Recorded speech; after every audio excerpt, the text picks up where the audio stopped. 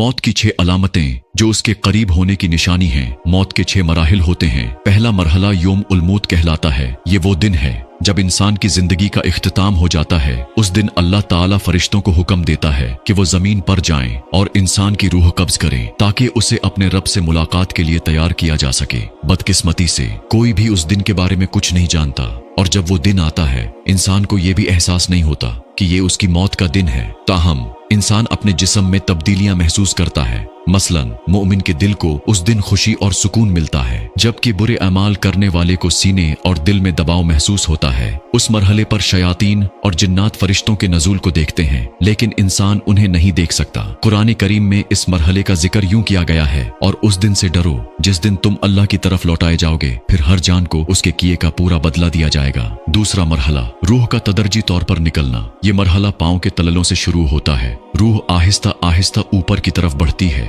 टांगों, घुटनों, पीठ, नाफ और सीने से गुजरती है, यहाँ तक कि वो एक मकाम पर पहुंचती है जिसे तरक्की कहा जाता है। इस मकाम पर इंसान थक जाता है और चुक्कर महसूस करता है और खड़ा होने के काबिल नहीं रहता। उसकी जिस्मानी ताकत खत्म हो जाती है, लेकिन वो अब भी नहीं समझ पाता कि उसकी रूह जिस्म से निकल रही है। तीसरा मरहला तरक्की का मरहला। कुरान करीम में उसका जिक्र यूं आया है कि हरगिज नहीं, जब रूह हलक तक पहुंच जाएगी और कहाँ जाएगा, कौन झाड़ फूंक करेगा, और तब वो समझ जाएगा कि ये जुदाई का वक्त है और एक पंडली दूसरी पंडली से लिपट जाएगी। तरक्की हलक के नीचे के 2 हड्डियों को कहा जाता है जो कंधों तक फैलती हैं। वकील मन राक का मतलब है कि कौन रूह को लेकर जाएगा। ये वो वक्त होता है जब लोग डॉक्टर या एम्बुलेंस बुलाने या कुरान पढ़ने की बात करते हैं, लेकिन इंसान अभी भी जिंदगी की उम्मीद रखता है। वज़न्न अन्नहुल फिराक का मतलब है कि इंसान को मौत के करीब होने का एहसास होता है, लेकिन वो अब भी बका की कोशिश करता है। वल्तफ़त इस्साक़ु बिस्साक़, यानी रूह के निकलने का अमल मुकम्मल हो चुका है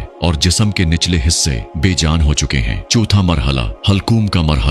ये मौत का आखिरी मरहला है जो इंसान के लिए इंतहाई मुश्किल होता है, क्योंकि उसके सामने पर्दे हट जाते हैं और वो अपने इर्द गिर्द मौजूद फरिश्तों को देखता है। यहाँ से इंसान आखिरत को देखना शुरू करता है कि हमने तुम्हारी आंखों से पर्दा हटा दिया, आज तुम्हारी नजर तेज है। कुरान में अल्लाह ताला फरमाता है, फिर क्यों नहीं जब रूह हलक तक पहुंच जाए और तुम उस वक्त देख रहे हो और हम तुमसे ज्यादा करीब हैं, लेकिन तुम देख नहीं सकते। ये वो वक्त है जब इंसान अल्लाह की रहमत या गजब देखता है। वो अपनी जिंदगी के ऐमाल को अपनी नजरों के सामने गुजरता हुआ देखता है और शैतान उसे गुमराह करने की आखिरी कोशिश करता है। कुरान कहता है कि और कहो, ऐ मेरे रब, मैं शैतान के वसवसों से तेरी पनाह मांगता हूँ और उससे भी कि वो मेरे पास आए। पांचवा मरहला मुल्कुल मौत का दाखिला। ये मरहला वो है जहाँ इंसान को मालूम हो जाता है कि वो रहमत वालों में से है या अजाब वालों में से। अल्लाह ताला फरमाता है, और जिनकी रूहें फरिश्ते सख्ती से निकालते हैं उनके चेहरों और पुश्तों पर मारते हैं। अगर इंसान मोमिन है तो उसकी रूह नरमी से निकलती है, जैसे पानी का कतरा मशकीजे से निकलता है। अल्लाह फरमाता है,